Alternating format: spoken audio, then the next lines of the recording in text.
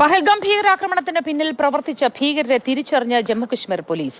പാക് ഭീകരരായ ഹാഷിം മൂസ, അലി ഭായ് എന്നിവർ 2 വർഷം മുൻപാണ് ഇന്ത്യയിലേക്ക് നുഴഞ്ഞുകയറിയത്. ഇരുവർക്കുമൊപ്പം കശ്മീർ സ്വദേശിയായ ആദിൽ ഹുസൈൻ തോക്കറും ഭീകരാക്രമണത്തിൽ പങ്കെടുത്തു.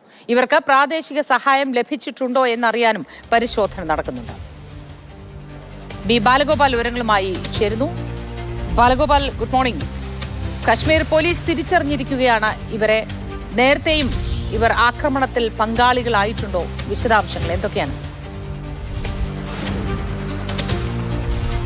Modi, good morning.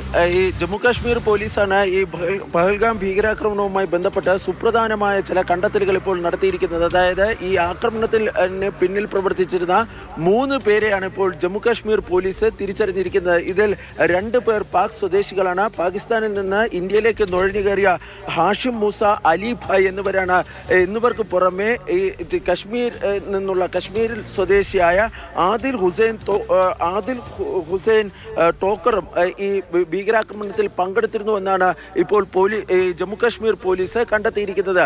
ഈ പാകിസ്ഥാനിൽ നിന്ന് ഏതാണ്ട് 2 വർഷം മുമ്പാണ് ഇന്ത്യയിലേക്ക് ഈ ഹാഷിം മൂസയും അതുപോലെ തന്നെ അലി ഭായും നുഴഞ്ഞു കയറിയതെന്നാണ് ഈ അന്വേഷണ ഏജൻസികൾക്ക് ലഭിച്ചിരിക്കുന്ന വിവരം.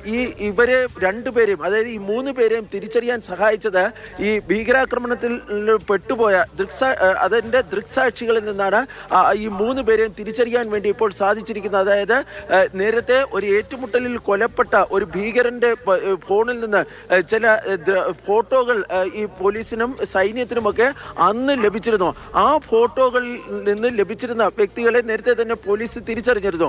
അതിൽ നിന്നാണ് ഇപ്പോൾ ഈ ദൃക്സാക്ഷികൾ ഈ 3 പേരെയും തിരിച്ചറിഞ്ഞിരിക്കുന്നതെന്നാണ് ജമ്മു കാശ്മീർ പോലീസ് വൃത്തങ്ങൾ നൽകുന്ന വിവരം.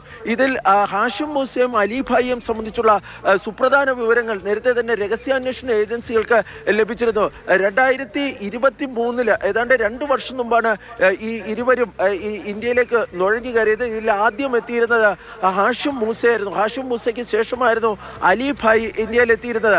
ഈ ഹാഷിം മൂസ പ്രവർത്തിച്ചിരുന്നത് ശ്രീനഗറിന്റെ പരിസര പ്രദേശങ്ങൾ കേന്ദ്രീകരിച്ചായിരുന്നു അദ്ദേഹം ഈ ഭീകര പ്രവർത്തനങ്ങൾ നടത്തിയിരുന്നത്.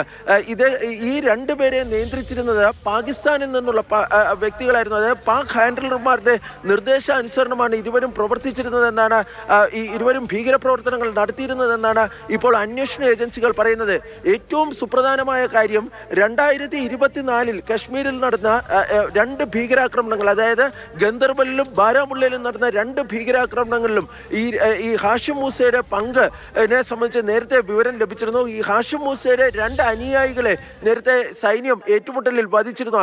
ഹാഷിം മൂസ അക്കാലത്ത് ഒരു ഓപ്പറേഷനിൽ തലനാരിഴയ്ക്കായിരുന്നു രക്ഷപ്പെട്ടിരുന്നതെന്നാണ് ലഭിക്കുന്ന വിവരം. ഏതായാലും ഈ ഹാഷിം മൂസയും അതുപോലെ തന്നെ അലി ഭായും ആദിൽ ഹുസൈൻ ടോക്കറിനുമായുള്ള ഈ തെരച്ചിൽ അതിശക്തമായി നടക്കുന്നുണ്ട്. ഈ ആദിൽ ഹുസൈൻ ടോക്കറിന്റെ ചില ബന്ധുക്കളെ, ബ്രിജ്ബിഹാരിയ സ്വദേശിയാണ് അദ്ദേഹം എന്നാണ് ജമ്മു കാശ്മീർ പോലീസ് വൃത്തങ്ങൾ നൽകുന്ന സൂചന. ഈ ആദിൽ ഹുസൈൻ ടോക്കറിന്റെ ചില ബന്ധുക്കളെ കഴിഞ്ഞ ദിവസങ്ങളിൽ ചോദ്യം ചെയ്തിരുന്നു. അതായത് ഈ ടോക്കറിനെ സംബന്ധിച്ചുള്ള കൂടുതൽ വിശദാംശങ്ങൾ ലഭിക്കുന്നതിനാണ് ഈ ചോദ്യം ചെയ്യലും മറ്റും നടത്തിയിരുന്നതെന്നാണ് ലഭിക്കുന്ന വിവരം.